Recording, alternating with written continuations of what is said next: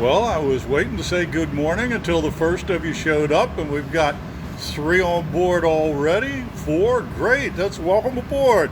This is Bruce Ferguson. We're here at the Art of Fire this morning, and a glass blowing demonstration live for your dancing and listening pleasure. And so we've got these beautiful pieces here. I want to start off with an opening shot of that. But what we'd also like to tell you is there's been a slight change in the program, and we've mentioned many times before how you can order a piece and have it made before your very eyes. And well, another thing that we're quite happy to do is when someone orders a piece, we actually sometimes tell them you can change your mind on some elements of it right up until we start making it. And so this morning's projects, we're going to include a couple of special orders for people that wanted platters made. And so we had the orders in hand and we were getting ready to do platters. And then, as folks are wont to do, they decided they would like a little something different. So we're going to do a little something different with that. We're still going to have the planets going, but instead of platters today, the folks that have ordered these pieces have opted for more of a vase shape, a cylinder type thing. So we'll step over here to the board and give you a quick rundown of what we're going to see. We're going to have an optic fishnet pattern, tall cylinder vase, and then we're going to have a beautiful cobalt blue with actual metal leaf, silver leaf on it. And that's going to be really interesting. And then what we'll end up with is a platter. So a Saturn platter, so it's going to look like a planet. But just because a lot of you may have been looking forward to platters today, we have this little sound bite.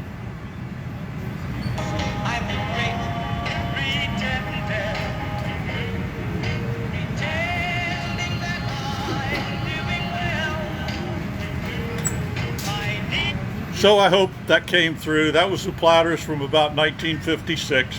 And a vocal group some of you may remember or may not. At any rate, that's what we're going to be heading up towards today. And Josh right now is putting out the Boo Boo mugs, and that was won by Gabby DeVoy Gilliam. So congratulations, Gabby. And the rest of you, if you go ahead and comment as you're doing now, you'll be entered in drawing for next week's piece. And is that next week's piece, That's Josh? next week's piece. This is next week's piece. Okay, a bubble optic with a kind of a fishnetty pattern in it and a beautiful little vase there. So that's what, some music to fire glass to. Exactly, Lindsay, that's what I was talking about. Okay, good morning, Lynn, and good morning. Wow, we're getting the numbers up here. So I'll just let you all know again. The people that had ordered the pieces, the platters that we were to do today, changed their mind, which is really fine. If any of you want to order a piece and have it made live before your very eyes, call us at 301-253-6642. That's the number right up there. Or you can get us at artoffire.com or even do Facebook Messenger. So the folks that had originally wanted a platter changed it to a more cylindrical vase, but it's going to be just as exciting and interesting. So without going any further astream there, let's go on over and see what we've got happening, because Todd Hansen is going to be starting things off for us today. Good morning, Todd. All right. Want to give us a little idea of what's going on here for the first piece? Sure. We've got our colors laid out. We're going to make a fishnet pattern on the surface of this piece of glass, and we're going to layer some colors on top of each other. We're going to pick up a little bit of clear and start with a background of white, which is in the first bowl. We're going to pick up a little more clear glass, and then when we have enough material, we've got a coral red and a strawberry, an opaque and transparent. We're going to lay these two reds right on top of each other. As a final accent, we have what we call a gold aventurine, which is like really tiny flecks of mica, but instead of being silver, it's gold, so it's a really pretty accent. What we're doing is, this is a custom piece for an Avalier Health commemorative 5-year award. They have a robust gift program, and I work with a wonderful woman named Jen Mendelson, who is the director of this program. She gets the designs. We sort of translate it into glass, and hopefully what we're creating is going to at least meet the expectations of our recipient. The first piece we're doing is for Danielle Wright. So we're going to do this one first. Danielle, hope you tuned in. We'll put these together. We've got an optic mold over here in the back on the floor. These optic molds are aluminum cups. They have ridges cut into them.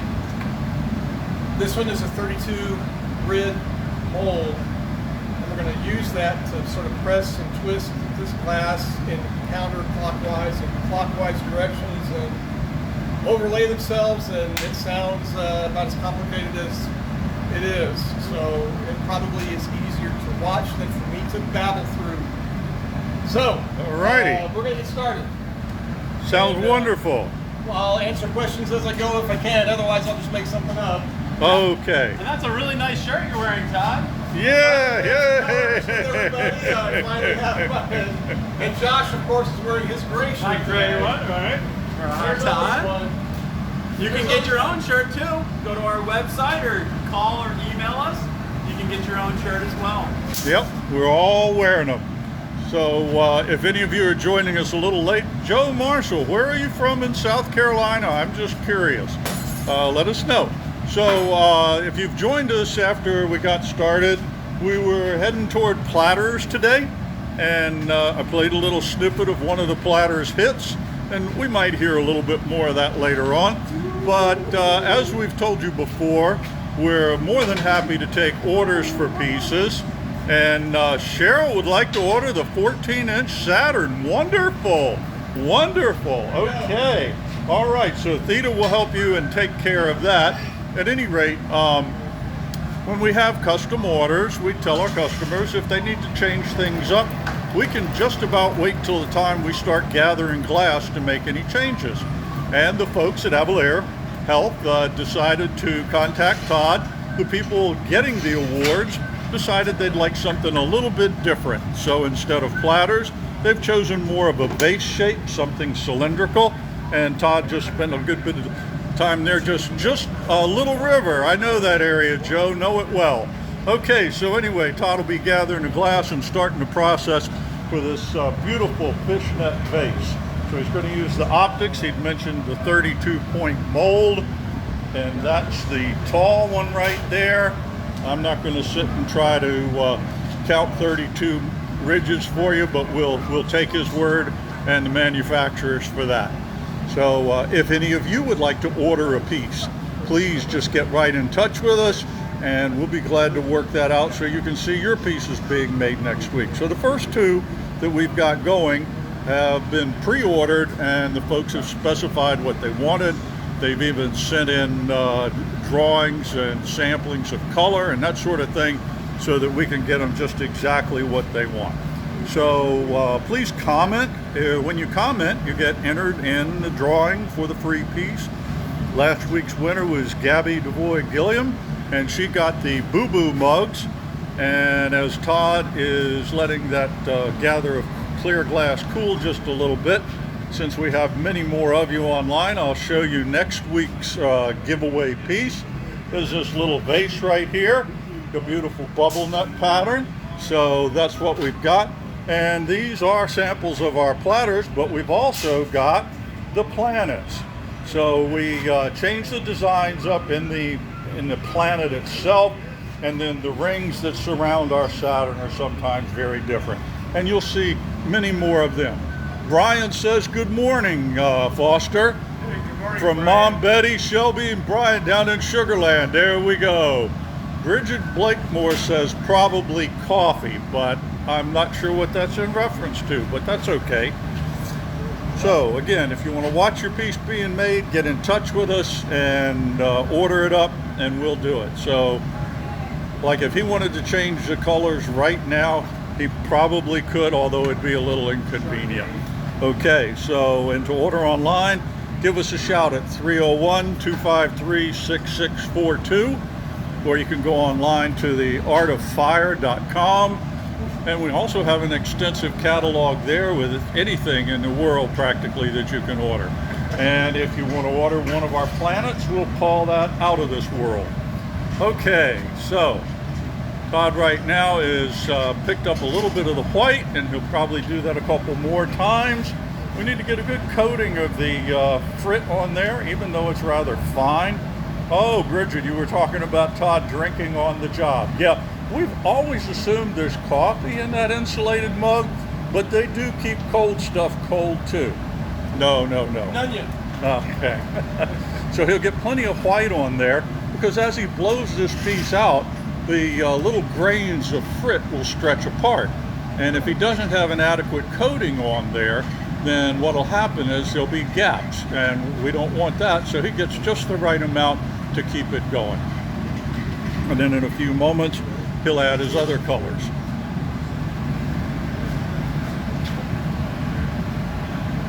We'll do this one more time. Okay, and David Hogan, yes, we do consider them awesome pieces. And this one that he's making is going to turn out just as awesome. In fact, we did one fairly similar the other day, and it turned out really beautiful for someone else getting an award. If you're just joining us now, I see our number count has jumped up a little bit. I'd like to let you know that the people who ordered the first couple pieces changed their mind as far as exactly what they wanted. When we started telling you that we'd do platters this week, that was what the folks wanted. But then when they decided they wanted more of a vase, we're more than happy to accommodate them, and that's exactly what Todd's working on right now. The planets were not ordered in advance, we just did that for fun, and they're kind of platter-like, so we'll see Josh and Todd working on that a little bit later on. Jennifer says she's 2 miles west in Damascus. Yes, hello. Alrighty. So, once again, here's the pieces that we have. These are the platters we have, and in a few moments you're going to see our cylinders. Foster is over here preparing the boo-boo mugs for shipping. And yes, Patrick Foley, we do sell gift certificates, and we would appreciate anybody making purchases that way in case you don't want to actually order a piece of glass. Perhaps you want to give a gift certificate to someone else and get a custom piece. And here's our giveaway piece for next week. And by the way, we'd like to congratulate Gabby on being the winner of this week's collection of boo-boo mugs. All right, so Todd's got his white all gathered up. You can see that that's a really nice solid coating of color on there. You'll get a little bit of air in it and move on to the next step. So remember, we want you to comment, because commenting is what, well, hello Jill Foster. Jill Joubert says hello from Elkridge. Hi, Jill. Okay, so anyway, if you'll comment, your comments, well, your name when you show up in a comment gets added into the list of everybody else, and then there's a random drawing that we use to determine who's the winner of the week's free prize. Where'd he go? He just disappeared? Yeah, he just left us hanging. Thank you, Todd. So we usually like to tell people, especially when we're teaching them, that the glass blower can't take a break, that he's got to keep working the glass from start to finish, and Todd just proved us wrong. Was that for a different kind of drink in the back room? No, Todd actually went back to adjust the heat on his glory hole. So the glory hole there, he likes to have it a certain temperature, and we can manipulate that with the controls in the back and get the temperature just right. He's stripping the glass off into the furnace so it stays in there and is usable. The last couple of times we've, he's just going to go ahead and strip a little bit off into the bucket there, and that's always a really cool thing to watch. Well, hello, Mary Grace from upstate New York. Glad to have you. So, all right, he's getting the glass off of there. Very important. Glass is kind of like a subtractive art. You can gather a bunch up and then peel off what you don't want. But if you've gathered up a certain amount and it wasn't enough to do the job, well, you're going to have to go back and get more, and that's always not the best thing to do. So we've got the glass established to the size of amount that he wants, and we'll carry it on from there. And we'd really appreciate it if you'd share what you see, please, because the sharing helps us get noticed, And over the last couple weeks, it's really helped our viewership. Yes, Lindsay, we can use the glass that drips into the bucket. We call that cullet. And I'll come over here and show you the bucket that he just dripped it into, so you can see that there's a whole bunch of glass been poured down. What happened to the shorts and open back door, guys? Oh, you know what? I didn't notice. Josh and I are the only ones wearing shorts in here today. Oh, well. So back to the bucket question, Lindsay. Yes, we do reuse the glass. We mix that up with the batch mixture, which is what we melt into the furnace. And after we take it out of that bucket, it's got to dry out. And it looks like Todd's heading for another gather. So again, he'll probably get a little bit more on there than he really wants, and if he does, he'll just strip some off. When he elevates the pipe like that, with the back end held high, it's dripping back into the furnace, and now a little bit more into the bucket. The advantage of dripping it back into the furnace is you get to reuse it right away. So you empty the glass from the buckets every day. Well, I won't say every day, but we do it quite often. If the bucket's getting full and we can't pour any more in, of course we do. But most often what we'll do is wait till a morning or afternoon when everything in there is nice and cold. For instance, right now, I'm coming around behind you, Todd. You can still see the yellow glow of the last drip that he did in there. So I wouldn't want to be pouring that out and playing with it right now. So we'll let that cool off. You can see the steam rising from the bucket maybe. And then once it's cool, we can pour it out and let it dry out, and then we'll pick through it. Sometimes we got to pick any little pieces of color or dirt that get out, and then they wind up over here in this little white bucket, or big white bucket, and a couple of them.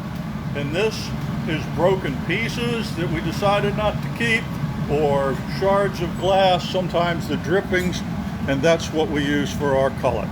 Okay, so Todd's also checking the temperature on his annealer right now. It's very important to keep that right around 900 degrees.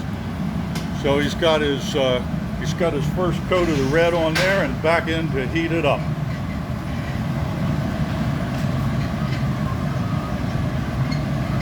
Lindsay would like to see what that huge glass glob looks like when you take it out of the bucket. Well, we're not going to do that right now, but I did show you the bucket that has cullet in it, okay? And we're not going to turn that over and empty it, but usually what we do with this one that's all wet is pour it out on a thickness of about 15 to 20 newspapers and let it dry out. So Todd, now you can see, has increased the volume of that by, at least threefold from his original gather. And he's going in this other red color. And as he told you, he's got a mixture there of opaque and transparent colors. And this gives you a really beautiful pattern. So if we think of it, Lindsay, perhaps we'll take a photograph when we empty the strip-off bucket onto newspaper so people can see it. I'm not going to promise that we'll remember that, but hey, we'll give it a try. So remember to comment. Comment's what gets you entered in the drawing for next week's free piece. Liking makes us feel good, but the really good thing for us is when you share. When you share the video, then your friends see what's going on too, and that gets us noticed around the Facebook world. And that's really helped our viewership quite a bit since we started doing this. What did we start? August 25th, didn't we? I believe that's correct. Around August 25th was when we started, and things have just kept climbing since then. If you're just joining us or you're in process with us, we had advertised as platters today, and they're custom orders, and they're made for folks that work for Avalar Health, and it's to reward them from their management. And one of the things we do with custom orders is if you want to change your mind, we'll let you change your mind right up till we start making it. And so that's what happened. And instead of platters for these folks, Todd's making a couple of beautiful vases. They'll be just as complex as far as the assembly and the design and everything. They'll just be tall instead of wide. So that's what we've got going on right now, and we'll still be doing the planet a little bit later on. So Todd is going through the goldstone right now, and the mica that's in that will make it give a silvery appearance, a bright appearance. It looks a little silvery, or actually kind of goldish. And when he blows into the optic mold, it will create really beautiful lines. Good morning, Jeanette. Is the studio open for people to come in and watch? Yeah, we can do that with some social distancing, masks, and we would probably have to limit the number of people coming in at any one time. And that would be by calling ahead. Yeah, that would definitely require an appointment ahead of time, okay? And the studio is dark on Mondays, so you can't come on Monday. Foster and Theta need a day off sometime. Todd's getting more of the goldstone in there. Is that the final color application? It is indeed. Okay. I almost know what's going on around here. Okay, so now it's kind of looking like a big brown blob, but in just a few moments when he starts using the optics and stretching it out, you're going to see the color patterns appear, and that goldstone is going to give it a really wonderful effect. Let's take a little look at the goldstone. So it looks right here kind of like a brown frit, but perhaps, Foster, if we've got one of the goldstone vases where it was twisted, might we have anything like that sitting around? We'll see if we can get a piece and show you how beautiful the goldstone is. Goldstone. The giveaway has goldstone? It does. If you can just catch it in the light there. Okay, let's see if I can hold this up and catch the edge of it. Kind of hard to see right here and on camera. Yes, Bridget, it did look like sand, but I can guarantee you it won't when it's done. And actually, we probably have some goldstone pieces in our catalog, but I wouldn't want you to go to our catalog and abandon our live stream right now. So we'll see if we've got a piece sitting around. That color is really magnificent when it's swirled around a piece and looks like stripes. Is a platter easier or more difficult to make in a vase, or are they about the same? They are about the same difficulty. They just present their difficulties at different points in the process. No, Bridget, I've got a pretty good hold on that vase. I don't want to drop it because I don't want to have to remake one and then for the giveaway. So Todd's getting ready, I believe, to go into the optic mold, and this is going to put some small ridges into it, and then he'll be twisting that up. So here he comes with a very hot glass down into the mold, and then he blows really hard into that. It expands the glass out into the ridges, and when he comes out, that's what you've got, is all those lines.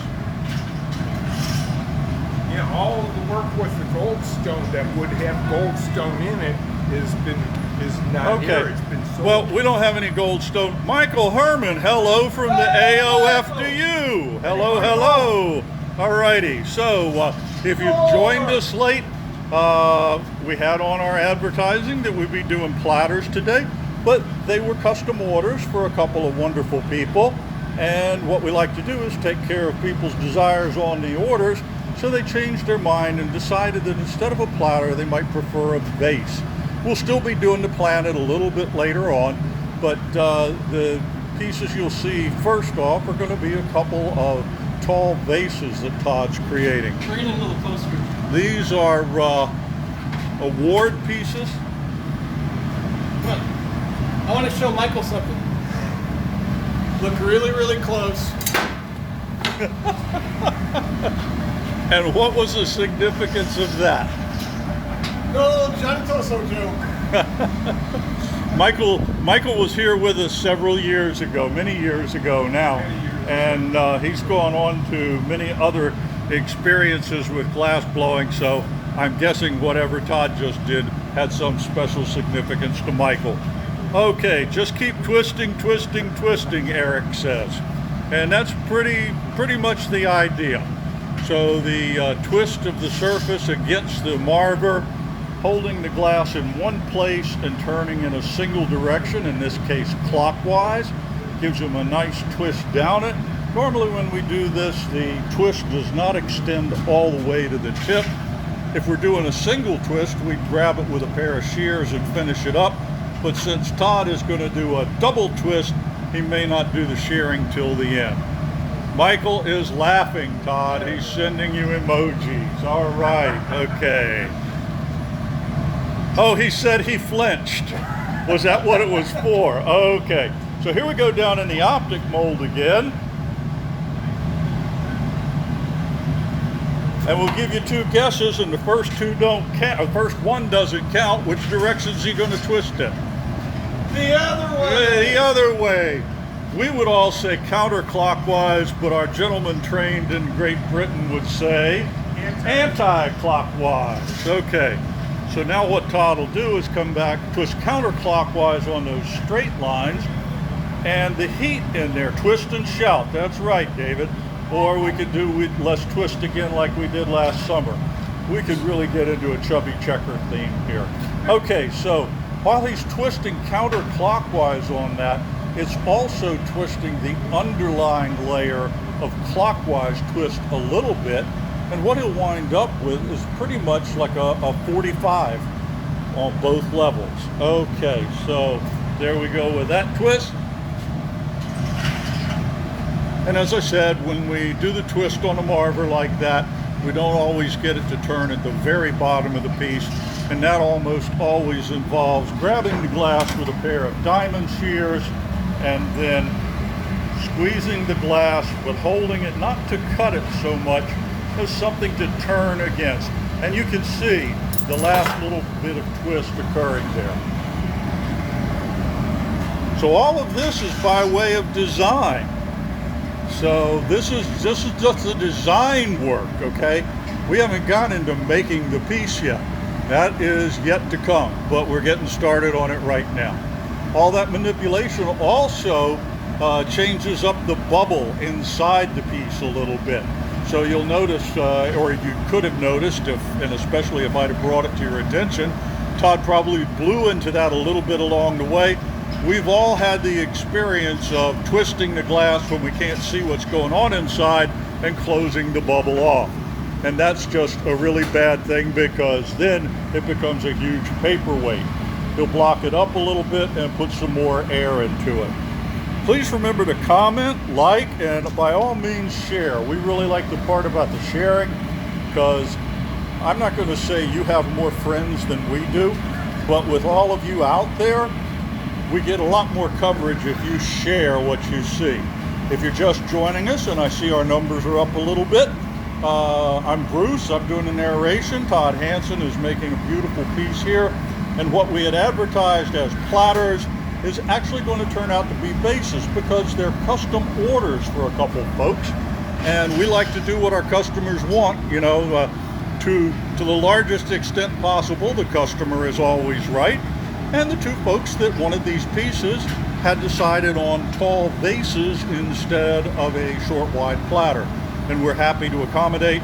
And I really think that you'll see just as much magnificent glass blowing either way.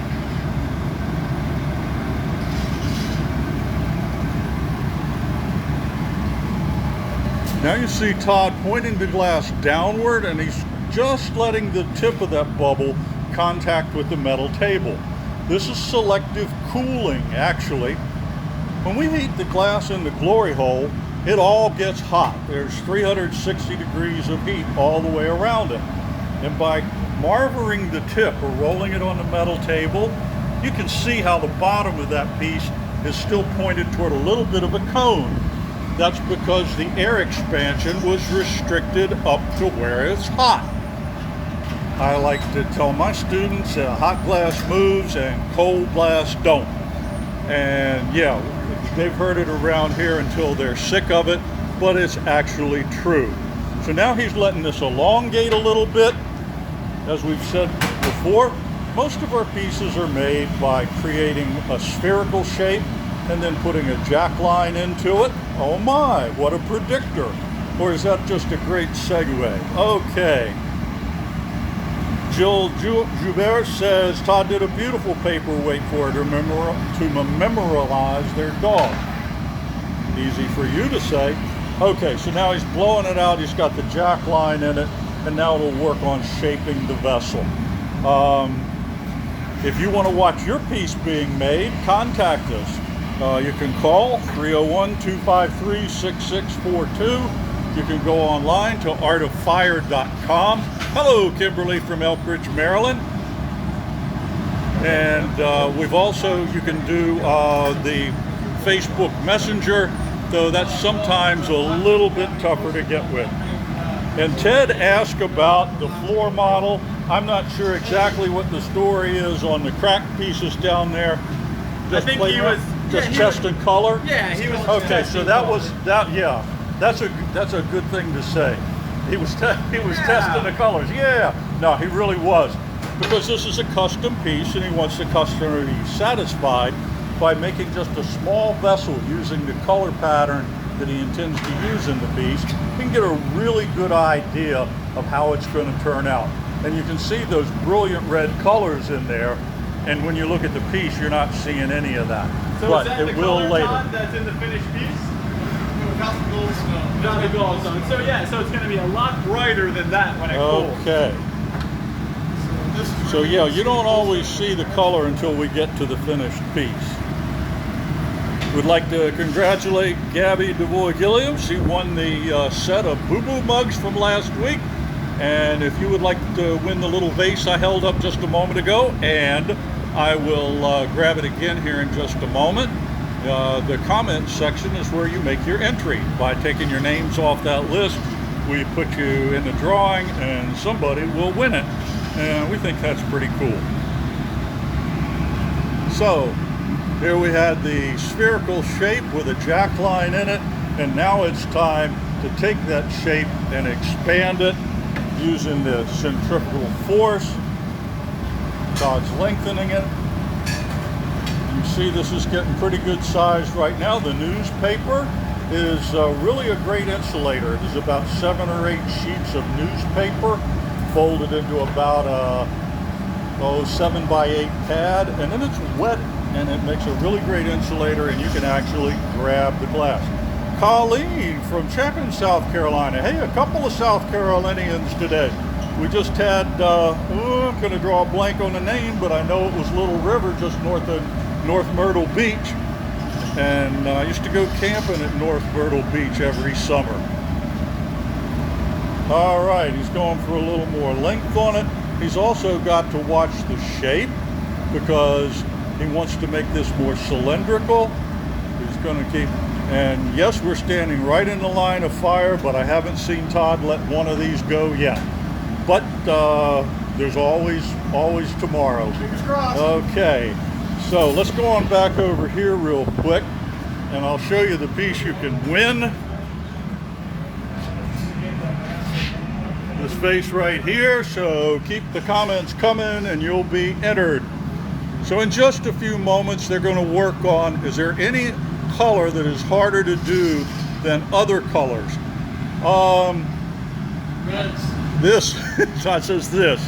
So the colors are made with a variety of metal oxides, and they all have different response to heat. Some colors are what we call soft, which means that they absorb heat really quickly. This would be like a cobalt blue or a transparent green. And they stay hot for a long time, and then you got to heat them up again. And they're malleable that entire time. Other colors are stiff, and that means it takes them a really long time to get malleable, and they don't stay in that state for very long. So you have a limited working time. Two of the best examples of that would be white and black. Black is an extremely soft color, and it gets hot really fast, and it stays loose and gooey for a long time. And white is a stiff color that takes a long time to heat up. So if you can imagine making a vessel that has white on one side and black on the other, you're going to have a great deal of difficulty getting the heats to match up so you can get a symmetrical piece. Todd's just put on a cheater bit down on the bottom, just a little dollop of glass, because he's got frit on the outside of this. He doesn't want to pull that off when it's removed on the punny. And also that makes sure that if there is any type of little weak spot in the bottom, that it doesn't rip out when we do the final removal from the punny. He's heating the bottom only now. Back to that whole concept of hot glass moves and cold glass don't. When he comes back, you'll see the orange glow in the bottom of the piece. He'll be working on it with either the jacks or the newspaper, and Josh will paddle it flat. So here he goes. The newspaper on the side keeps the cylindrical shape. Todd also has the blow hose in his mouth, which allows him to blow at the same time and watch the glass move. By leaning out like that and using the blow hose, he can see exactly what's taking place. He can stop the inflation in a moment.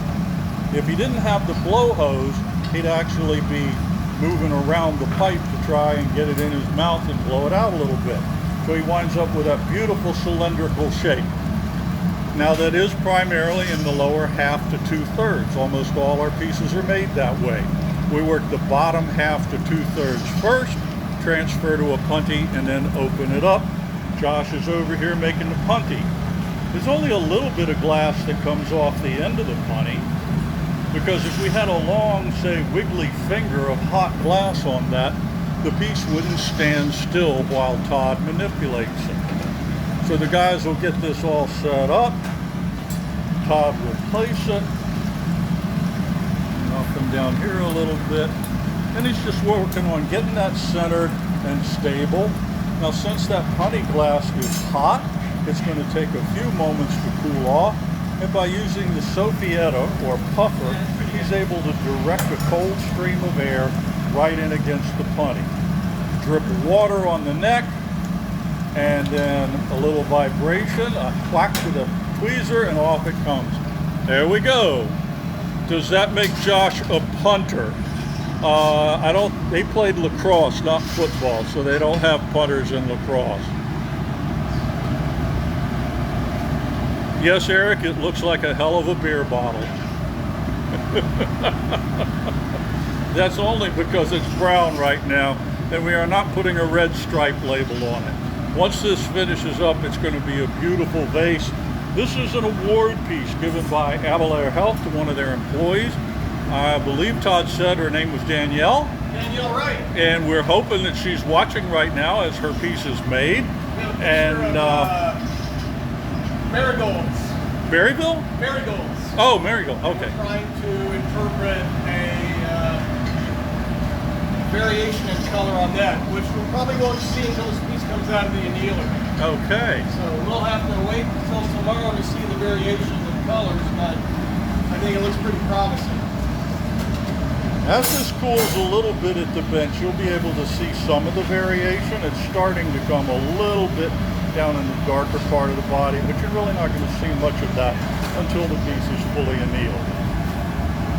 So you can see the constriction at the end where the blowpipe was attached. So now the next order of business is to expand those shoulders, get that lip opened up until it's got this beautiful cylindrical base.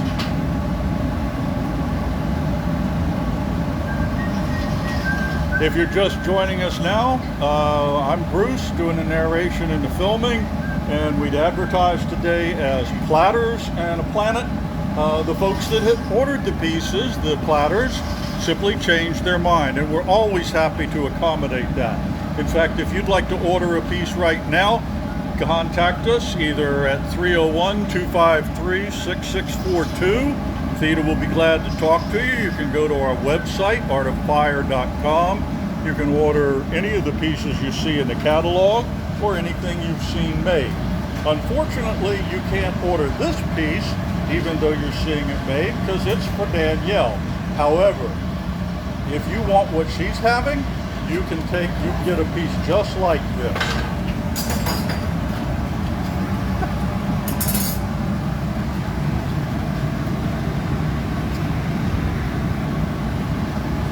So you saw Todd opened that up just a good little bit there. He's only got a little further to go, and then we'll have this beautiful cylindrical shape.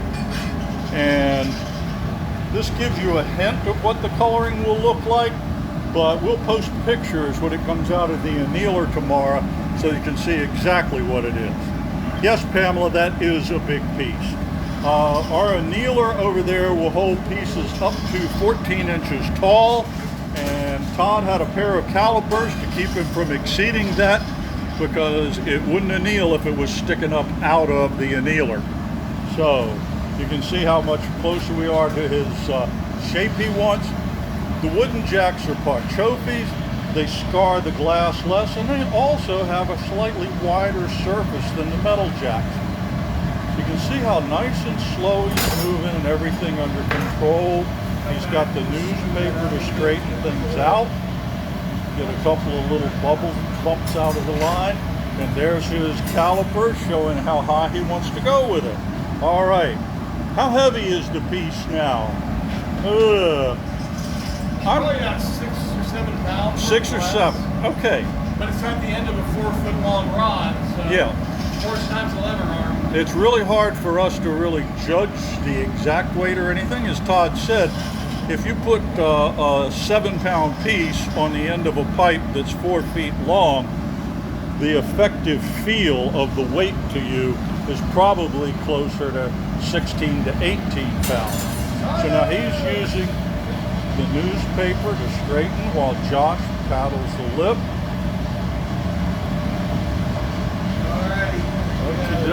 All right. So this is our first piece of the day, and this is a custom order for Danielle. Oh, Danielle, sorry. Yeah, and we will put out pictures of it tomorrow. You can see the fishnet pattern starting to come through. The glass is cooling just a little bit, but not so much really. Are you going to go in the right side, Josh? Yes. Okay. So we'll go over there after they tap it off and let you see them loaded into the annealer.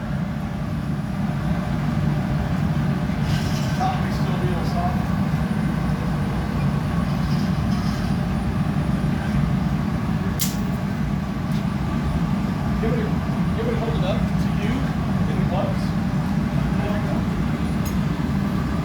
All right. A little drop of water on the bottom. There's nothing in the annealer now, so I'm going to lift the door for Josh, and he's going to come over. And there's the piece in the sunshine. You can see the goldstone perhaps, and it comes right up to the lip of the annealer, which is just perfect. All right, let's see some clapping and hearts and flowers and whatnot for Todd. Great job, Todd. Thank you. Yeah, that was awesome. So there's our first piece of the day. And let's walk on back over and we'll talk about what's going on a little bit. So if you're joining us a little bit late, we had started or had intended to have today being platters and planets. And we had the platters going because a couple of folks were getting award pieces from their employer, Avalair Health, and they had selected some platters to be made just for them. And as it sometimes happens, you might order a piece and we'll come along at some point and they'll say, well, we'd like something else. And so that was the something else you saw just now. And we've got a couple pieces here of the colors that are in it. And as Todd said, they're trying to approximate a marigold look. Okay, so it's really going to be a beautiful piece. And if you should choose to order a piece, please let us know. Even if you want to order a tall cylinder and change your mind before we make it and tell us you want a platter, we can do it. We change colors.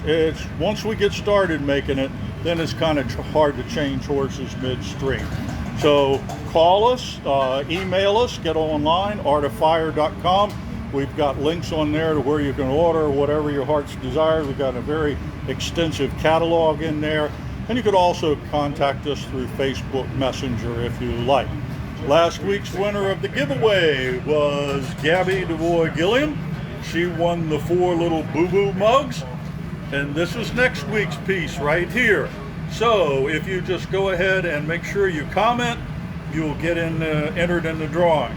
We always feel good when you like what's going on. I like the thumbs up. Makes us feel like we're doing a pretty good job here. And also, if you'll share. Sharing's really important to us, because when your friends find out that you're watching this, perhaps we'll pick them up as some of our friends. So the next piece is going to be a cobalt blue silver leaf vase. It's going to have a sheet of silver leaf added to the cobalt. And so at any rate, for those of you that thought you were tuning into the platters today, I can't resist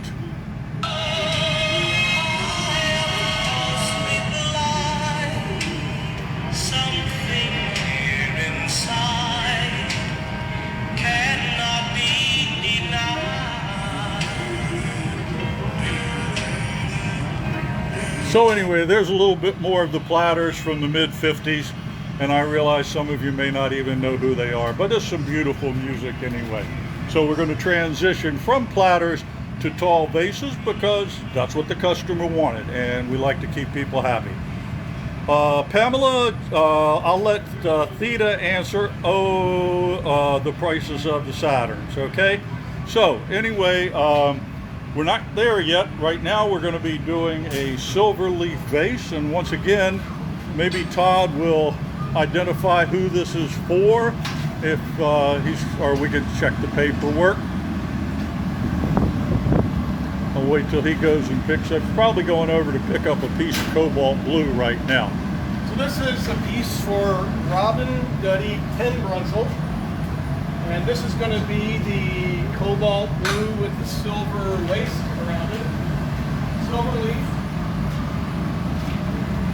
I have to interrupt you. No, Rachel, you were not alive when the platters were singing.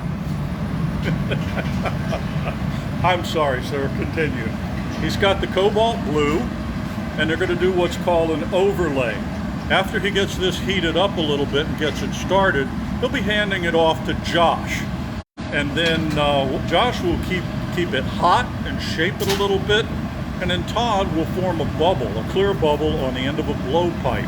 And then Josh will present the color to him, and they'll roll it over the clear glass. So the interior of the vessel will have a lining of clear, and then it'll have the blue cobalt over it. And then a couple of gathers and applying the silver leaf to the middle. So that's the plan. So there's the trade-off on that, and Josh will be heating that up.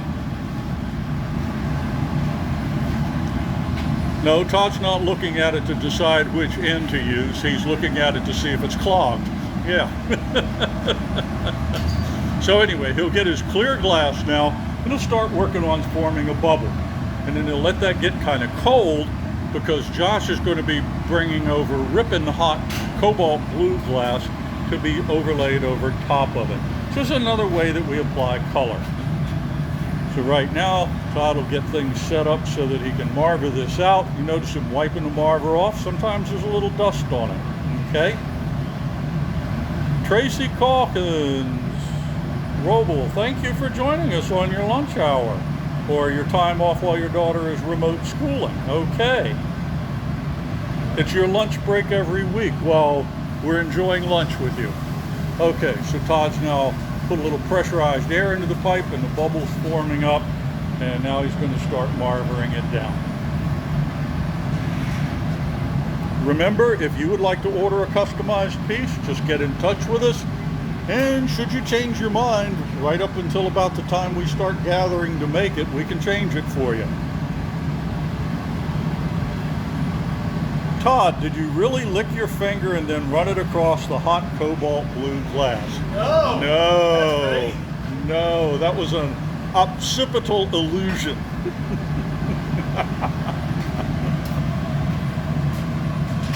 Deborah says, thanks for doing this every week. She catches what she can on our lunch hour. Well, thank you for catching it, because it really helps us out. And it's really been a pleasure to be doing these for the last, 11 weeks. I think this is our 11th episode, if you will. And we learn things every week and keep on working at it. That was a question from Scott Farrell, Todd, about the blue. No! Of course not! David Hogan says it's the high point of his Tuesday. Yeah, well, some of your comments are a high point for us too, David. We get a kick out of it. But right now I'm drawing a blank on Suzanne's last name, who has gotten us several times with jokes. One of the best ones was, when we were making ghost mugs, why did the ghost go into the bar? For the booze. Yeah. And then we were making spider webs, and it was, what was it? Oh, how do your viewers communicate with the spiders? Via the World Wide Web. Yeah, I love those kind of jokes. Okay. Mary Beth, I'm glad it's the highlight of your week. We're glad to see you here. So be sure to comment, folks. That's what's going to get you in the drawing for the free piece next week. Let us know where you're from. I mean, I know we got Michael from the Netherlands. We've had Joanna in the past from London, UK style London, not KY style London.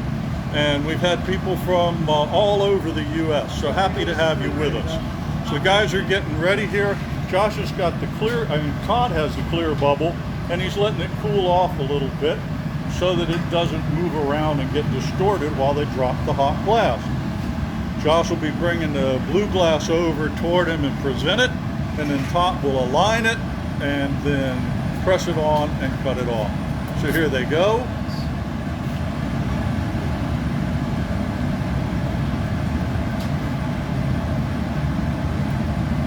And then he'll snip it off there. There we go. And now it's actually covered about half of the clear. And Carol Ann from Watertown, New York, and Tracy from Deerfield, New York. I'm going to guess that you folks must have met Foster and Theta up at the Sterling Festival at some point, or perhaps visited their cottage. Or in Simone. Yeah, okay. So anyway, Todd's got about half of that already covered from where the blue dropped on. And now what he'll do is come over to the marver and at an angle start rolling across, and you can see it's just like rolling on a pair of socks. He's got that coming down further, and in just a moment it'll be right at the end of the clear bubble. Right at the end of the clear bubble, and now he'll just marver that in a little bit. Why the different way of adding color? I could be a politician and say because we can. That's bad. Anyway, Here's the reason I'm doing it this way. This order was, Robin asked for a really deep cobalt blue transparent. And sometimes you can do that if you have a pot of cobalt blue, molten cobalt blue glass, which we don't. So this is a nice way to sort of substitute by almost ladling on a large amount of cobalt blue directly to this body. So this just gives us a really nice dense coating of cobalt, which is going to be a really pretty background to that silver accent. The silver leaf is going to go on sort of organically, just as it folds and lifts and all those other things. So it's looking pretty good. We're going to let this cool in a bit. well, I want you to know that Michael Herman says he didn't hear any sound effects when the blue landed on the bubble. I did go. Oh, okay. I did. So I'll do it a little louder next time. I apologize. He'll get his plop, plop, fizz, fizz in order. I'm stuck between decorum and bad habit, and I'm trying to err on the side of discretion, Oh, which is really hard for me to do. as everybody knows. okay. So be sure to comment. We're getting lots of good comments. And here's Sandy from Gaithersburg. Great to have you with us. And like what you see, that makes us feel real good. I see lots of thumbs ups and smiley faces. And sharing will really help us out a lot, because when your friends know about what you're coming in and enjoying on Tuesdays between 11 and 1, perhaps we'll get them hooked on it too. And that would be really cool. So if you're joining us a little bit late, We had advertised doing platters and planet. The platters were special order, custom order for a couple of people, and they just changed their mind and decided they'd like a differently shaped piece, and we're happy to accommodate that.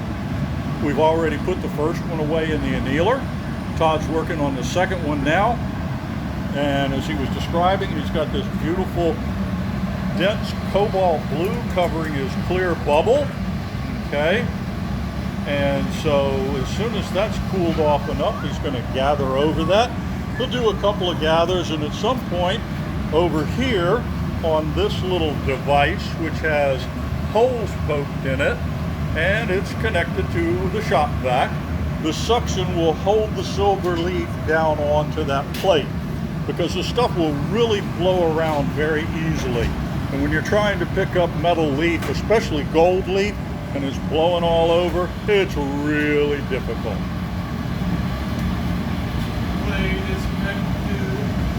David Hogan said he left decorum a long time ago, Todd, and he just went with all the bad habits.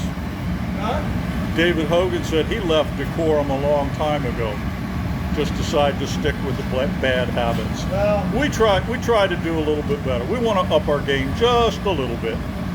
to paraphrase the old hee-haw show, if it weren't for bad habits, I'd have no habits at all. Okay. So he's blocking and getting this to cool down a little bit.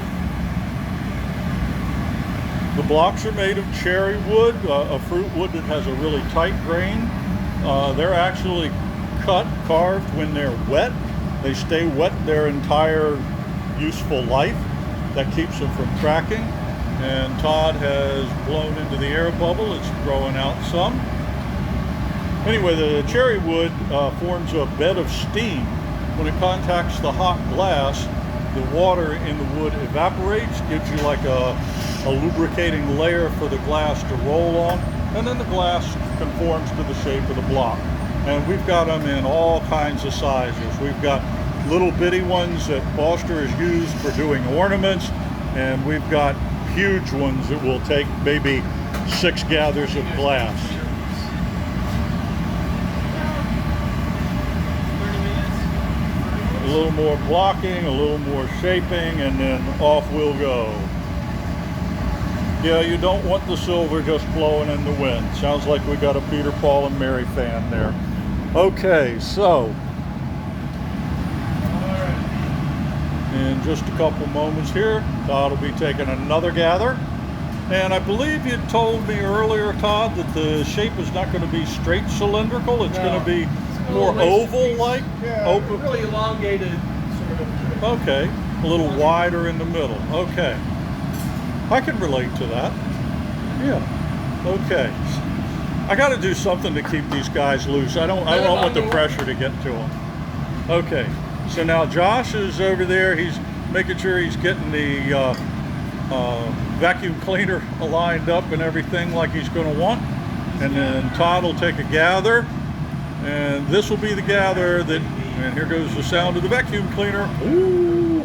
Good morning, Michelle. Welcome if this is your first check-in. And welcome to any of the rest of you that may have come in.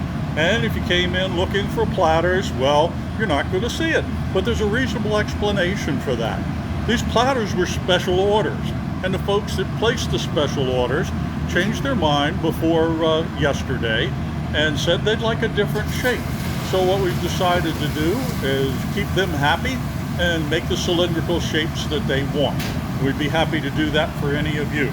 We've been saying for several weeks now, if you see a piece or know of a piece that you would like to have made special for you and watch it made, just let us know, place the order, and we'll do it. And, as is evident today, we can change it up if you want it a little bit different in shape or style or color. So Todd's getting this all lined up. He's going to go and reheat. Probably put a little air in it. He wants a little rounder shape. So the marvering of the tip, as I explained before, means that when he does blow, the glass won't expand too much down there. And by doing this, see the ridge he's creating in the middle? His goal is to have the band of silver toward the middle of the piece, correct, Todd? Okay, so by creating a high spot there, when he comes over and runs across that plate with the silver leaf, it will first contact that high spot that you see, and as he rolls down the line of silver leaf, it'll hit right in the middle of his vessel, and then he can put it into place, let it contact the piece. I'm going to move this bottle of alcohol, rubbing alcohol. We use that for sanitizing. Josh is placing down the silver leaf. You can see it blowing around in spite of the suction device. There goes Todd, right down the line of silver leaf, and you see it come on around, and now it's in the middle of the vessel. All right, wonderful. The little roll on the marver seals it against the body and keeps it from flipping around all over the place. And there we go, silver leaf on it. So that's how we do that. Some of you may have seen our pieces that have gold leaf applied, same type of thing. And you get a great view of where the blue is in there. Yes, you do, David, absolutely. So now it's a matter of working it out. So Todd will be using a combination of tools. He'll do some inflation, and then he'll get this shaped up like he wants. If you've got any questions, please fire them at us. Any comments, and be sure to comment, because the comment is how you might win a free piece. I'll show you the pieces in a few moments, or the piece in a moment that's going to be next week. There we go. There he is with the silver leaf. And as he said, kind of an organic effect to it, okay? So the little gaps are intentional, okay? That's what happens when we do with the leaf. But the blue against that leaf is just going to be a really magnificent color. Silver on cobalt blue really looks good. So he's let that inflate a little bit, and now he's back into working it some more. Patrick Foley says, that's cool. It is indeed. Hey, Patrick. Jeanette says, amazing. Well, we appreciate that. Thank you very much. Please share what you see. If you'll share our videos or share your access to our website, if not the videos, that gets the word out to your friends, and that increases our coverage, helps us an awful lot with viewership, and with any luck, probably a couple of orders. But really, we just want people to enjoy this and have a good time with it. So Todd now has elongated it just a little bit, and here we go with some air. He's free blowing right now, meaning he didn't trap the air with his finger. And the reason to free blow like that is he can control the pressure while he's in process. When you trap the air with your finger, you're stuck with whatever pounds per square inch you put into it. And if it was too much, you just have to let go early. Or if it's not enough, you got to do it again. But if you did it just right, you'd be okay. However, with the free blow, simply bringing it to your mouth and blowing, then you're able to just get the air exactly like you want. So that glass is really hot. He's papering, and he's going to stabilize it. And then in just a moment, there he goes with the jack line. And as I've said many times before, who wants a piece with a 4.5-foot piece of steel attached? So the jack line, or neckline right there, is the point where the piece will be deliberately broken free a little later on. Thank you, Mary Beth. We appreciate the compliments. And we will, yes, share and share alike. Well, we don't care too much if you share your likes, but please share your visit to this location, because that's really going to help us out. I'm kidding. We're glad that you like us. So Todd's getting to the point that he's going to need another door open. He's approaching the diameter. What's the diameter of that first opening, Todd? About 8? A little under 8. A little under 8 inches there. So you get a pretty good idea of how big it is. Also, you'll notice that when the glass gets hot, if it's very thin, as it is at the top near the pipe, it'll wobble around a lot. So it's a matter of kind of wrestling it and keeping it under control. The papering right now at the bottom is serving the same purpose as when he used the marver early on to cool the tip. Notice that the inflation is occurring in the top of the vessel, and at the bottom it still comes to that nice crisp point just like it did before. So he can inflate the middle, not the top completely, and avoid the bottom.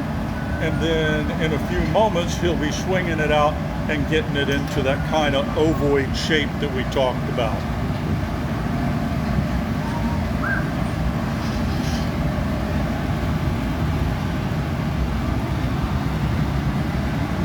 A little bit of centripetal force, or the airplane propeller motion. This is going to elongate it, and you'll notice it got a little misshapen. That's from the glass pulling, but a little bit of air brings it right back to a beautiful cylinder. So the reason it pulled is the laying of the silver over that changes the temperature, and also just swinging a piece back and forth like that as it thins out causes it to take a little bit of an odd shape. But as we noted, with a little bit of air, it brings it right back.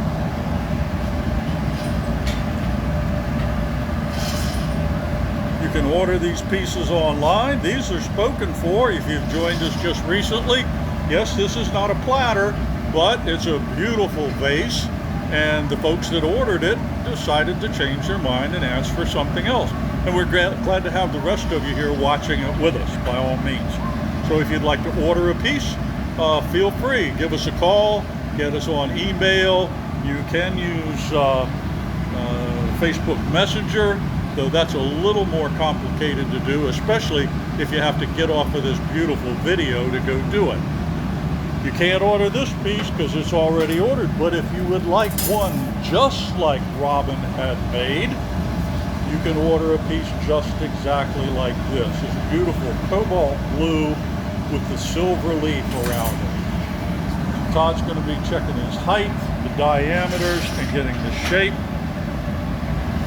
and blowing it out. Josh, do we have a flattened blue pitcher with silver on it sitting around? We might be able to show you what one looks like. We might not, but we do a lot of these pieces that have the metal leaf on them, and you can probably get a pretty decent idea right now what this is going to look like. But if we've got a finished piece, we'll bring that out for you. Notice the orange color. That's where the heat is. That's where he applied the heat in the glory hole. So now as he swings it and stretches it, you'll notice the central part stayed the same diameter, and it's the bottom that's elongating. And as he started this piece, Todd told us that this is what he was going to do. He's a man of his word. So Josh has brought us over a couple of pieces. So these are kind of cool. This one right here, I'll come over to the side and see if we can get a little sunlight through it. This is the leaf on the cobalt blue. And this one is really nice too. This is black with a gold leaf on it. Silver leaf. That's silver leaf? Yep, okay. that's silver Look leaf. gold to me. Okay. And then this one's gold. That one is the gold. So this is what the leaf looks like with the colors in the background. And you can see that black is very, very dense. So that's kind of what things are going to look like when Todd ends up with this piece. If you've got any questions, let us know. If you've got any answers, that'd be even better. All right, and congratulations to Gabby DeVoy Gilliam, who won the pieces from last week, which were the 4 boo-boo mugs. And this week we're giving away a small vase. We'll show you that in a minute, but looks like a glass bowling pin. Well, yeah, kind of a little bit, yeah. It won't for long though. So anyway, we'll show you the piece that's a giveaway this week. And then if this is a bowling pin, Todd's going to convert a 7-10 split. Never in my life. Never in your life. Very few. I saw a documentary actually on why that is so nearly impossible to do. But why would we talk about bowling in a glass blowing studio? I can't imagine. Same reason we play music from the platters for you. Okay, or a giant Easter egg. Sure, I Michelle. have 3 turkeys. Yeah, there you go. But no 7-10 split. We gotta have a little fun while we do this. So here's the shape Todd had described from the beginning, kind of wider in the middle, tapered toward the top and the bottom. And after he does the transfer, they'll go ahead and shape that top just a little bit more. Renaissance men, that's why we are indeed the Renaissance men.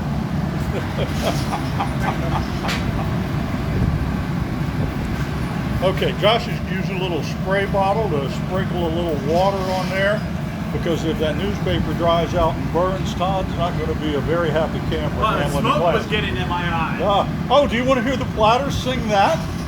Smoke in my eyes? Smoke gets in your eyes. You know that. Come on, you've heard that. I don't even know who the Platters are. Bro. Oh, boy. Oh.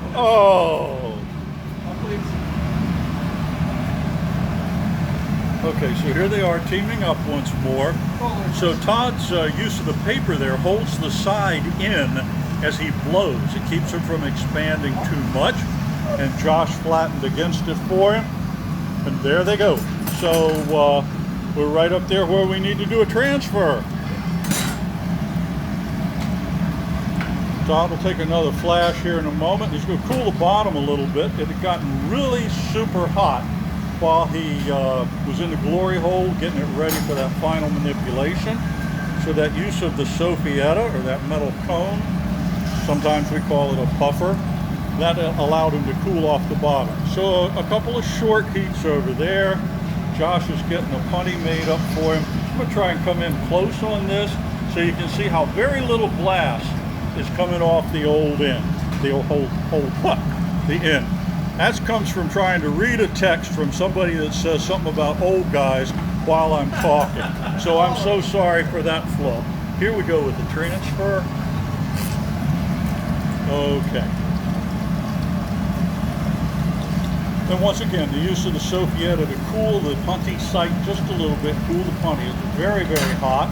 And you saw how Josh had such a small bit of glass off the end. And the longer these vessels get, this point right here becomes a little bit trickier because the thing wants to dance all around. But away we go with another successful transfer. Okay, so anyway, now we have the top half of the piece to work out.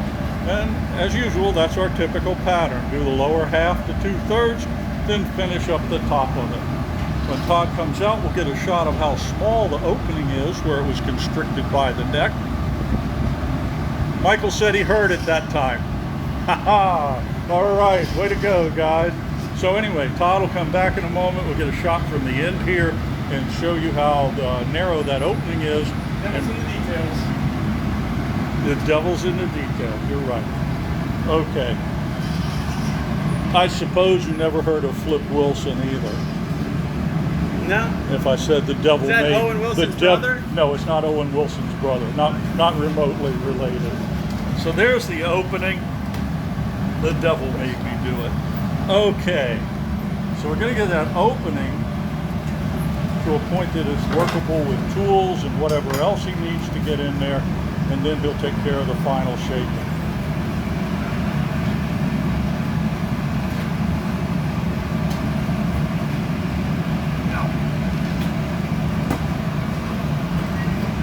Is Here we Flip go. Wilson from Wilson Phillips? No, it's not from Wilson Phillips either. I'm not going to bite. I'm not going to go there. He's not related to Wilson Pickett either. All right. So he's warming up the top half of the piece. Going to come back and shape it up a little bit. Welcome to any of you that may have just shown up recently. We're not doing platters today because the folks that ordered the platters wanted something else, and we're more than happy to accommodate. And these designs are just as difficult to pull off and work as what you would have seen with the platters, especially when you get to the length of these vessels sticking off the end of the blowpipe. When you've got that much glass out there, the balance can be sometimes a real issue, but not to an experienced glass blower. You'll see the end of that puff up a little bit when you use the sophietta.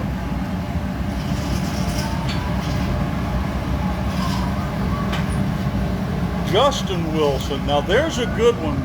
There's a good one, Ted, and I do know of Justin Wilson. Was an IndyCar driver. Justin Wilson was also Also Formula One. did Louisiana cooking. Is that right? They had a cooking show, yeah. You sure he wasn't And gonna with do every, Roman with movement? every dish he started, he would say, first you make a roux. Yeah. A roux is like a gravy. Okay. Wilson from Home Improvement. Yes. Actually, I have a there you hat go. that makes me look like that. Okay, so here we come. Yeah, there's the fence plate. Yep. We'll show you a Wilson here in a few minutes. Well, maybe not. I think the hat's Maybe in I my should focus on car. what I'm doing. All right, so we're going to be getting close here. Josh has a paddle in hand to whack Todd if he misbehaves. Oh, it's too late for that. Okay, so what he's going to do is flatten the lip when Todd asks for it. Yes, David, a Cajun chef, a comedian turned chef. He was. He started off, I believe, in South Texas. At any rate, you can actually see now how the glass is hot enough. It's a little bit misshapen on the end just because of gravity and turning. But by holding it with the paper, Todd trues it up beautifully, okay? And now we've got that wide middle, the taper toward the bottom, and you see the taper toward the top coming. Yes, Brian, I guarantee. Yep, that's what he said. Okay. All right, beautiful. See a really deep cobalt Yeah, from that overlay really brought it out. I'm gonna do one more paper just for giggles and grins, and then we're gonna put it in the box. okay. So I'll step back over here a little out of the way. He's going to probably paper just a little bit just to refine the shape. He may or may not ask for a paddle. So Josh is standing by.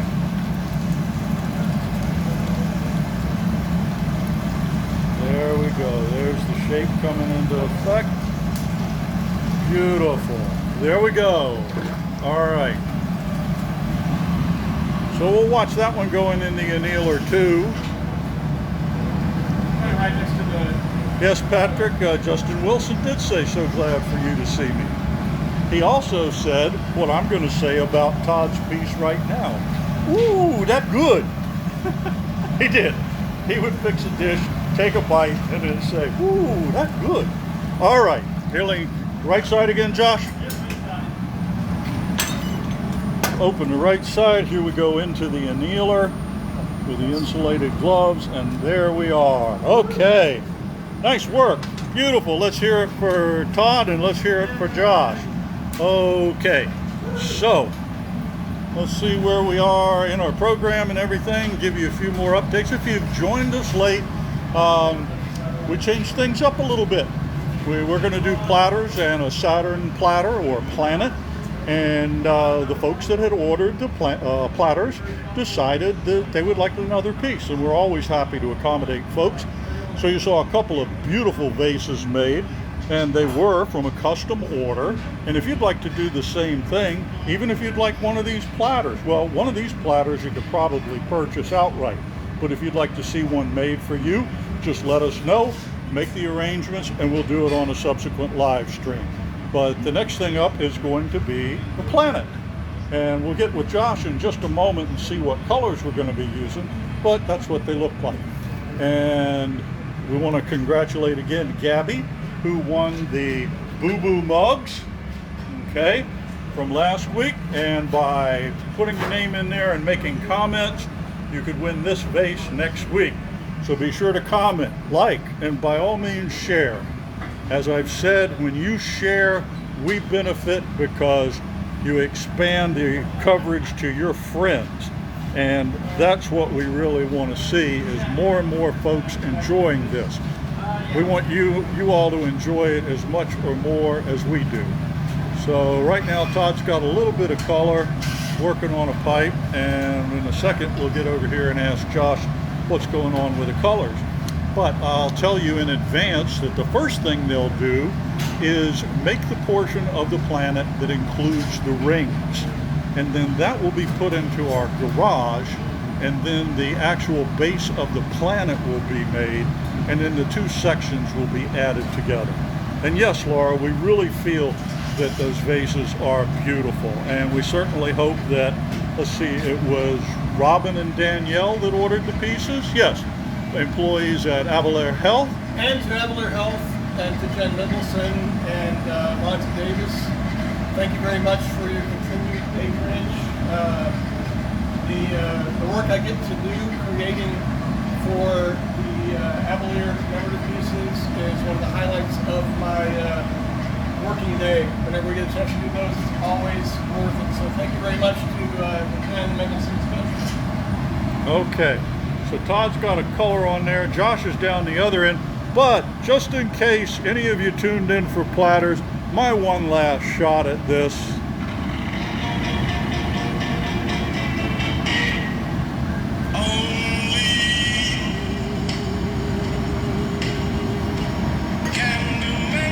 And there we go with the platters. Okay, so we're away from the platters now officially. Thank goodness that's over with. Okay, so Josh is gathering up clear glass. Todd's going to case that color. What color is that for the ring, Josh? It's black luster. Black luster. So what Todd's done now is kind of an interesting thing. He's coated that black with clear, and you can see he's raking it back with the edge of his tweezers. This is to cut down on the amount of clear that's overlaying the black. He'll pinch it on the tip, pull it out a little bit, and then shear that off. What this does for him is it keeps the glass from spreading. We call it bleeding, but you don't want the glass, the color, to spread out into a real wide band as you're working it.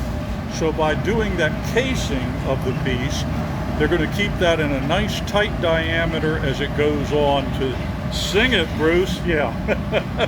I think we've done enough of that over the last 11 weeks. I think people are tired of only you can make my dreams come true. Yeah, Josh's just shaking his head.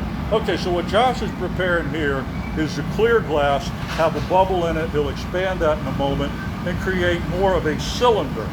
And from that, It's my mother's new drinking glass. what's that? This is my mother's new drinking glass down in Texas. Okay, so I'm going to show you a video of a picture, and this is Foster's mother's new drinking glass, which if you were watching a couple of weeks ago, we did when we opened up a beer bottle. Very cool. Glad you kept it in the family. All right, so Josh is blocking this, going to chill it a little bit, and then taper it more to a cylinder, right? For a bit of a cylinder. We're going to do one more gathering. Oh, okay. So he's going to go big. Is this going to fit in the annealer? Maybe. We'll see. Scott, glad to have you with it, and watch the replays later on. Okay. So yeah, Josh told us he's going to take another gather on this, and then the color trail is going to start right up here toward the pipe and only go down about halfway. This portion down here is what will be attached to the planet that gets made. So then when it's spun out, there'll be a clear gap between the planet and the ring. So here he comes with his last gather. He's going to strip some off. And I don't remember the name, but we promised somebody when we turn that over and onto the newspaper to drain it, we'll try to take a picture. Josh now is going to take the block or his newspaper. He's going to cut a little off. So remember I said this is a subtractive craft? Well, he had a little more glass there than he wanted. So he just peels it off with the shears and then snips it. When he gets it down to the amount he wants, we avoid stepping on it, or I'll actually push it out of the way in a minute. And so now it's just a matter of shaping it and getting the cylindrical shape he wants. Once he's got that set, Todd's simply like in a holding pattern over here. And what he's doing is keeping that black hot, but not too gooey yet. And looks like Josh is headed over. He's ready to get started. I'm going to move that hot glass he dropped on the floor, and we'll come on over and watch the trail. So Okay, I'm good. Todd will bring it. He'll lay it in one of the slots on that piece back there. You'll see it attached to the clear glass. Josh begins spinning, and now you see the thin line applied. When it gets as far as he wants, he's going to heat it and let it deliberately burn apart. Then he'll turn his glass just a little bit, and that will let it seal down. So now, for the planetary rings, he's got a nice thin line, and it just goes down about, close to halfway in this piece. So the planetary rings will be distanced from the planet by the clear glass.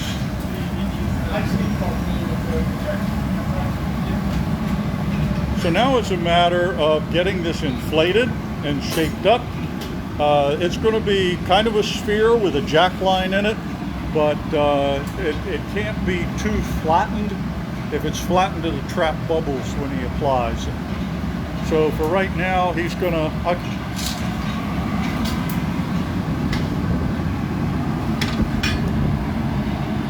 There we go. Okay. And when I look at this through the camera, I see how very bright it is.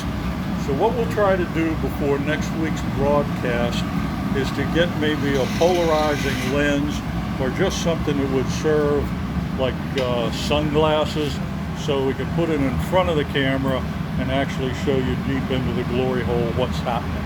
But for right now, the action's right here. Josh has got the blow hose attached right now, so again, just like Todd did, he can manipulate the glass, in this case with the paper, and as he blows, he sees the result. And then he can either change the air pressure or change the tooling. You can see it expanding.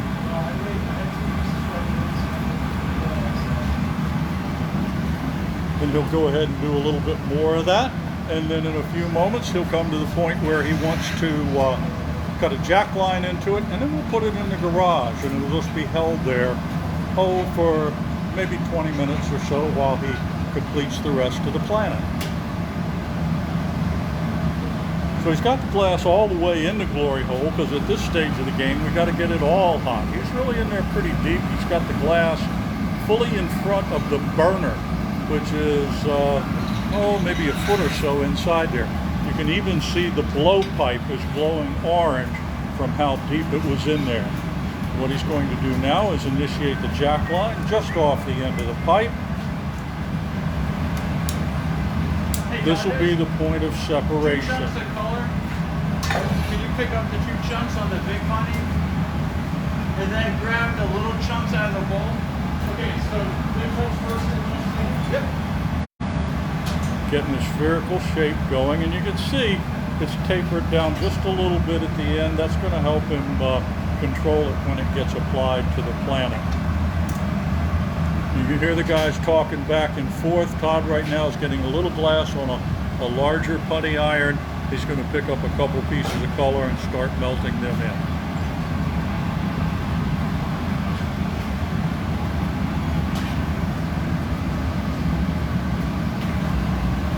Once again, we've exceeded the size of the glory hole opening. Fortunately, we have doors. We have the technology. Josh is going to blow this up a little bit more. Todd's getting the 2 colors ready over there.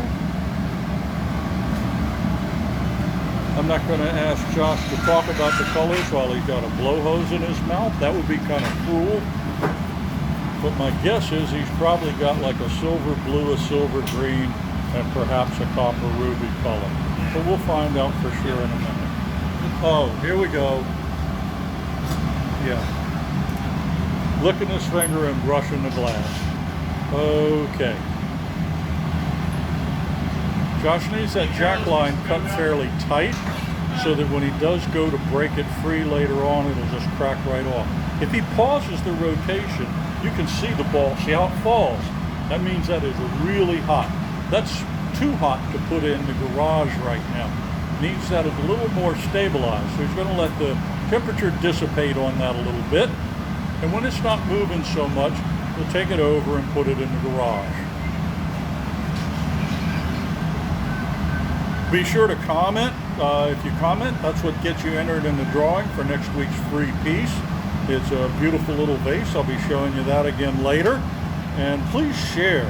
When you share and the word goes out to the folks you know, your friends, or people that follow you, we stand a chance of increasing our viewership.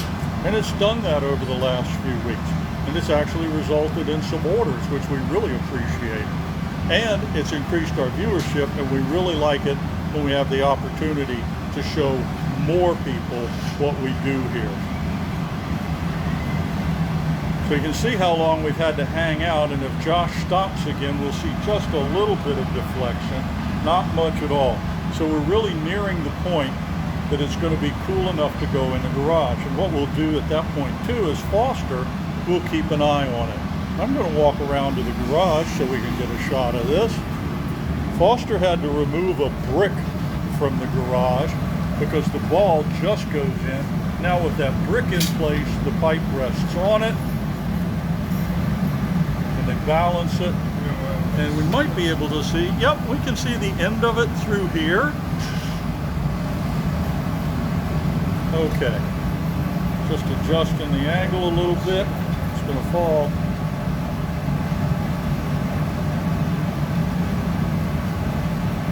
Okay, so there we go. So there it is.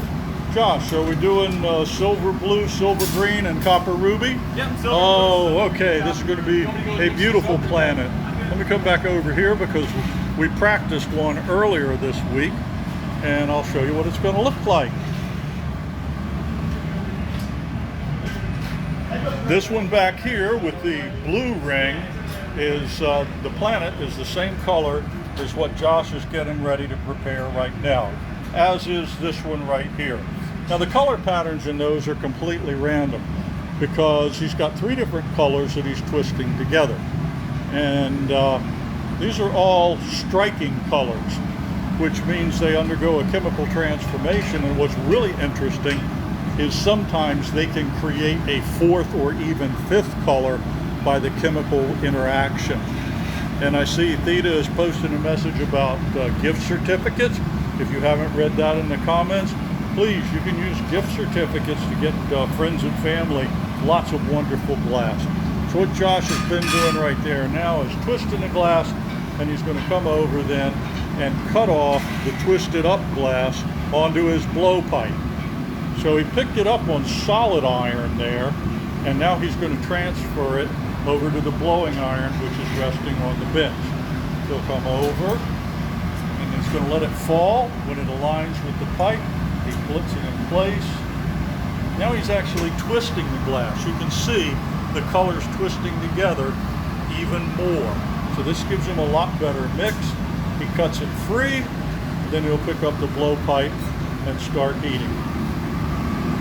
Now he's got the colors transferred, and at this stage they would just be a band.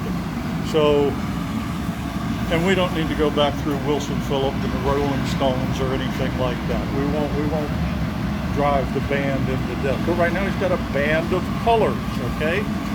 So what he's going to do next, when he comes back to the bench, he's going to grab his tweezers and start picking at it. And as he picks up little pieces and moves them around, they're going to create streaks within that color pattern.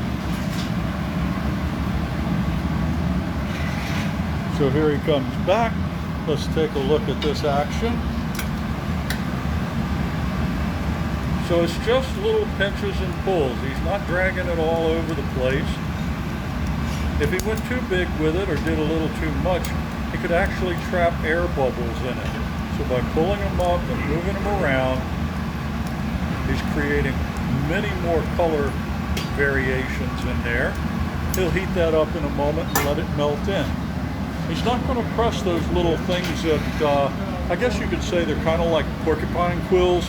He's not going to press them down so much because that's what would trap air bubbles.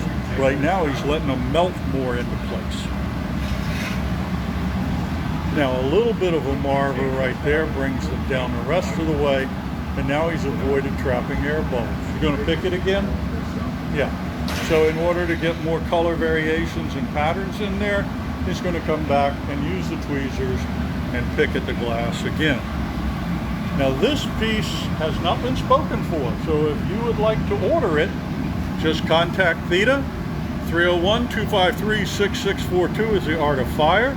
Right here on the back of Josh's shirt is artoffire.com. Okay, you can get us that way. Here he goes with a little more picking with the tweezers. And if the tweezers get hot, the glass actually sticks to it a little bit. But he's moving at the speed of light, and he doesn't have to worry about that. That's And you can see how this is. Color grouping, isn't it? Bruce. There we go. That's right. All right. So now he's got quite a pattern set up there. Yeah, that's the Chalcedony. What's that? The Chalcedony color Yeah. grouping. This is a style of glass that was started probably a couple of centuries ago. Glassmakers in Italy, in Murano, outside of Venice, wanted to, well, I think they wanted to start with trying to approximate the look of agate. But at any rate, the chalcedony is a color design, and a lot of times they use silver in the glass to cause the reduction. And you see the beautiful swirling pattern he's got in there. It's still a solid gather of glass. So at some point before he goes to gather again, he'll probably start a little bit of an air bubble in it, just so he knows he's got that out in the core. And then on subsequent gathers, he'll blow out further and further. As this glass cools, you'll be able to see the patterns a little bit better. And after he blocks it, it's going to cool down a little more. And now you can really see the colors coming through. Beautiful. Just a little bit of compressed air into the pipe. And he doesn't want to really blow this out a lot, just enough to get the bubble started so he doesn't have to overwork it later on. If you're just coming in now, you're about to see the planet being made. And if you saw that we were doing platters in the planet today, well, the platters were special order for a couple of folks, and they changed their mind and wanted something else made. So we made a couple of beautiful vases for them. You can do the same thing. You may decide to order a planet in a certain color, and then if you change your mind later on, we can absolutely change it up for you, but obviously not after we've started making it. Josh has got the color pattern established for the base planet. Chemistry, physics, and history. Yep, we got it all right here.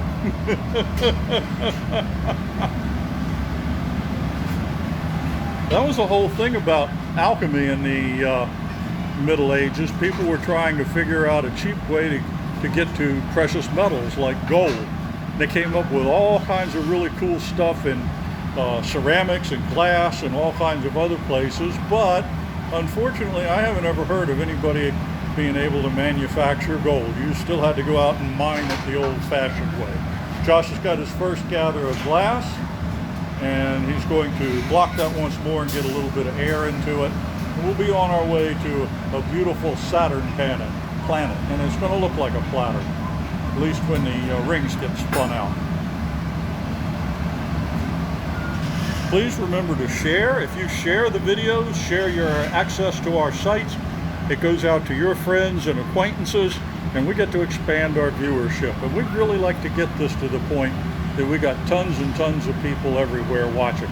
We're really tickled that we've got Joanna from the UK that drops in. We've got Matthew. We've had Ruud from the Netherlands. And speaking of the Netherlands, there was a really amazing photograph online of a metro train outside of Rotterdam that went ballistic. It went overboard. It went out of control, but at the end of the track, where the track ended, somebody had the foresight to create two huge 30-foot sculptures of tails whales. And they're both bent over at the perfect angle. And when the train shot off the platform, it had overrun the edge of the platform. It's landed between the fins of the tails of the whale, and it's suspended in midair. Fortunately, there were no passengers on at that point, and the engineer managed to get out without any problem. But it is like, if you Google that, of course, after you're done watching us, it is the coolest photo. And that's right there in the Netherlands. You guys know how to do it, Michael. So, Josh is coming back for another gather here. He'll be blowing this one out. Last gather? Yeah, okay. So here's his final gather. Rachel Whitaker says art saves lives. In this case it did, because if that whale tail hadn't been there, that train car would have fallen 30 feet to the ground. So it's a really amazing photograph.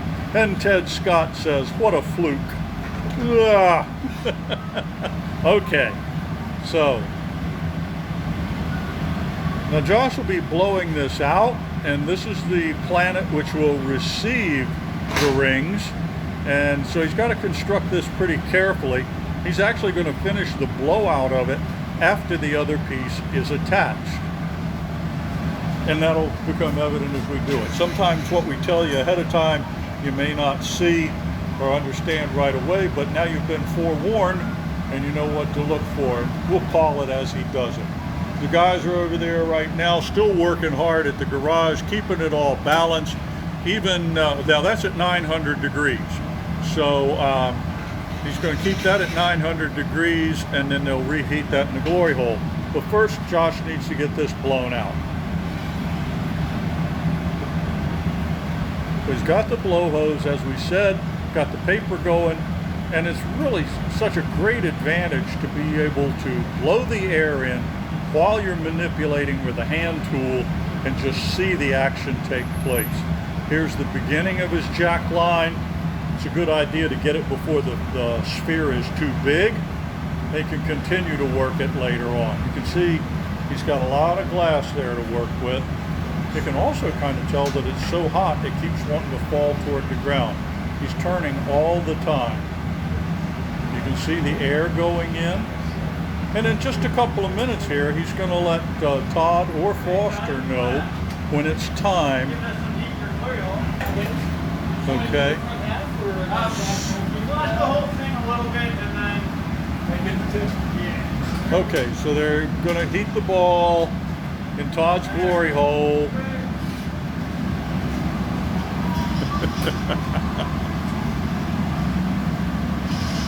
So the ball that becomes the rings has to get warmed up, and then Todd will pretty much heat the front half of it so that it adheres real well to Josh's planet. You need doors, Josh? I'm okay right now. Okay. I'm going to bend down here and get him one more tool that fell on the floor. These are wooden jacks. They're called parchofis, and he'll be using them a little bit later on when he starts opening the planet's rings up. So he's blowing and shaping. And you can see that that's not a perfectly round end on it. And that's by design. That's so when he contacts these two balls, there's not a big wide area of where it touches up. That might trap air bubbles. So by minimizing the size of that contact point initially, then he can push the glass on, not trap bubbles, begin to blow and open.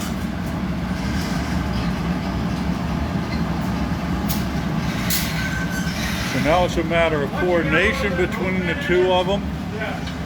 Then heat the bottom half. Then heat the bottom half? Yeah. Okay, so by heating the bottom half, that ensures that that's the part will move. Because hot glass moves and cold glass don't. And when he sticks up that bottom half to this sphere, you can see how there's a little bit of a tip on it.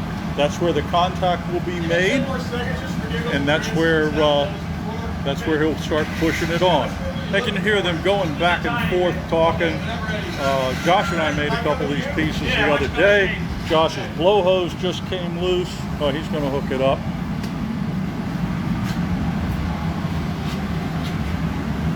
Okay, hold it down a second. Holding it down, the glass falls out of the end just a little bit. Okay. Now you'll get to see this attachment. Josh will keep turning the pipes to keep it centered and force it on. You go down about midpoint on the ball, maybe a little bit beyond.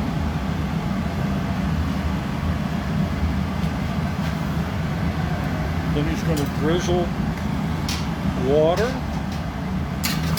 Then tap it off. There we go. So now it's open on the end of the planet.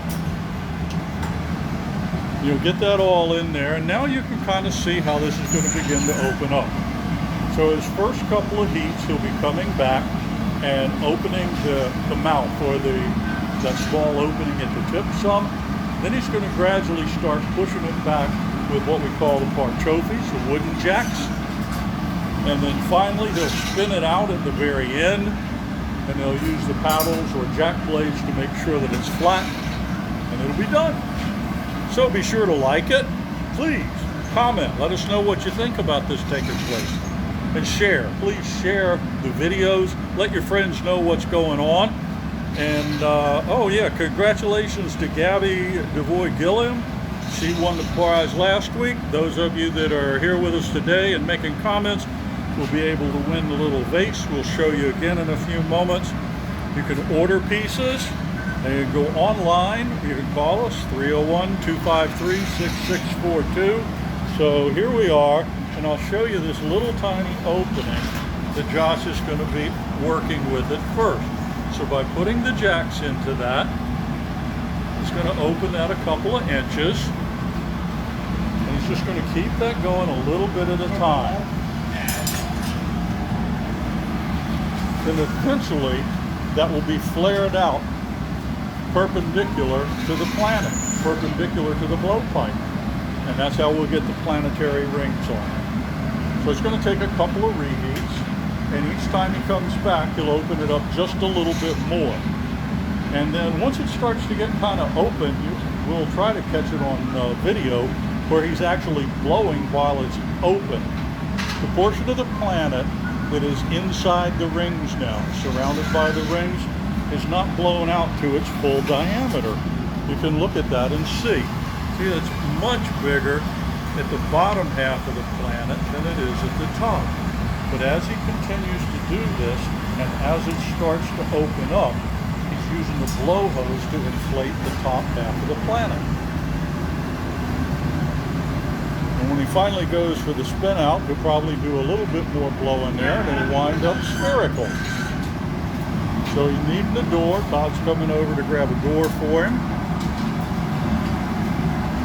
It is pure artistry, Jennifer. We really think so. I mean, it takes a lot of years to be able to do this, but just pulling it off every time is so much fun. So now he's gotten a lot more heat in it. You can see the color in the planet. The part toward the pipe is a little darker because it's cooler. Now he's got his parchofis. He's going to open it up more. Probably give it just a little bit of air. He doesn't want it to blow out and hit the planet rings before they come out to the side. Well, Kathleen, we'd have to agree that blown glass is our favorite thing to do too. So, Can you grab the other half over here? I'm going to come back over here out of the way. They're going to be opening another door, opening this thing up real wide. And I'm not going to try to get the spin out from here. Let's see. You can see he's right in front of the burner tip, making that ring very, very hot. By increasing his speed, it opens. By slowing it down, he recenters it. When he gets the heat in there to where he knows it'll go, he takes it out, he spins more, and he'll begin the blowing process. And you can already see the top of the planet expanding and coming out to that hemispheric shape. A nice straight line on the platter or the ring, and right at the edge of the ring, he's going to need to spin at whatever speed he does. But you can see the black rings in there on the outer edge of the planet. And by waiting till the last minute for the full extension or expansion, that's how he got that spherical shape at the top. We'll knock it off the blowpipe, and then the piece will sit after grinding on the portion where it came free. And now what they're going to do, wait just a moment, he's going to be going into our tall annealer, and Todd's going to catch it, and we'll open some doors for him. You're going in number 2, right? Yeah. In number 2. Hey, Foster, you want to grab him the other door? Yeah. I'll get this one. So now they're going to break that off. Foster and I are going to open the doors wide because this is a pretty good sized piece.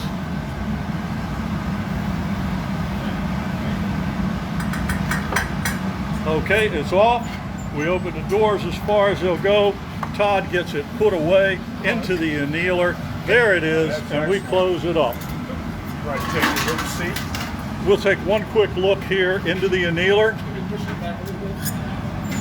There it is. All right, great job. Let's hear it for Josh and Todd, everybody. Let's hear it for everybody. Yay, yay, yeah. Michael Herman says that's the coolest thing ever. Yeah.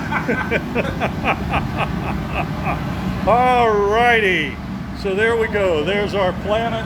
That's getting us toward the end of the day for this episode. So let's just take a quick review here. Those of you that didn't tune in for platters, we had them all set up and ready to show you, but they were special orders.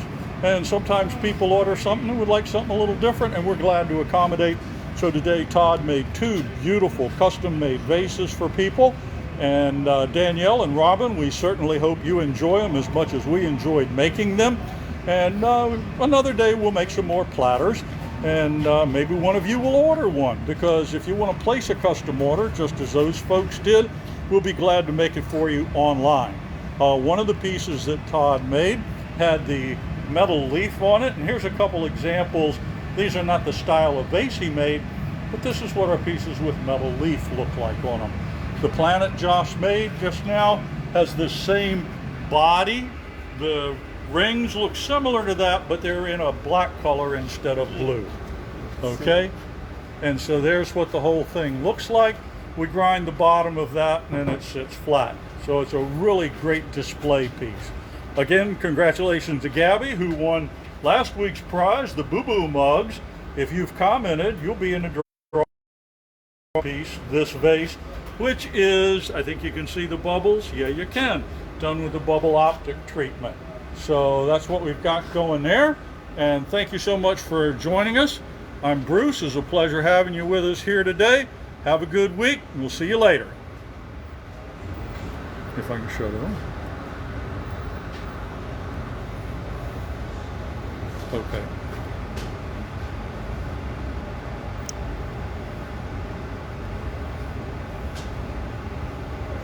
Oh, it's still on.